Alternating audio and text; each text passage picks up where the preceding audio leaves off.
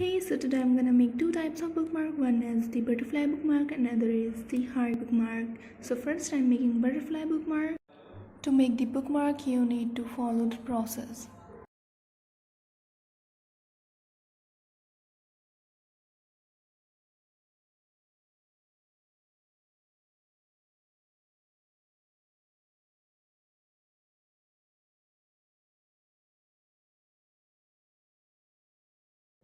The bookmark is about ready. Now add details. Here you go. Here I am making the heart bookmark. If you want to make it, then you should follow the process.